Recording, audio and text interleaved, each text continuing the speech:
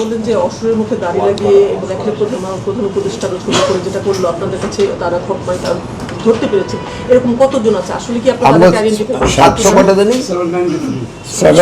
793টা মণ্ডপ এটা হয়েছে এবং যাদেরকে যারা করেছে তাদের কতজনকে আইডেন্টিফাই করেছে? এটা প্রত্যেকটা ক্ষেত্রে জিডি করা হয়েছে, ইনভেস্টিগেশন চলতেছে এবং আপনারা জানেন যে 17টা না পুজো মণ্ডপ ভাঙাচুর কোনো গ্রেপ্তার আছে কি?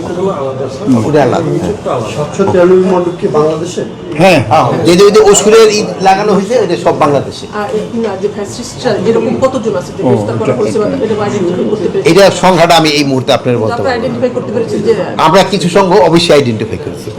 সংখ্যাটা কি না, আমরা ওই ইসের সংখ্যাটা বলতে পারবো, বাট ইসের তো এটা জিডি হয়েছে, এখন আরো তো এটা ইনভেস্টিগেশন হচ্ছে। যারা এই ইসের এই দাড়ি এদের সাথে এখন পর্যন্ত কেউ গ্রেফতার হয় নাই, যেহেতু এটা ইনভেস্টিগেশন ধর্মীয় যারা নেতা আছেন হিন্দু ধর্মীয় তাদের কারোর সাথে কথা বলেছেন কিনা? কারণ এইটা এই ঘটনা ঘটার সাথে সাথে ধর্মীয় নেতাদের আমরা জানিয়েছি, এটা তো আপনারাও বলতে পারবেন এটা পুরানো কিনা। ধর্মীয় নেতাদের সাথে আমার আলোচনা হয়েছে এবং ধর্মীয় নেতারা এতে আমাদের সাহায্য সহযোগিতা করছে।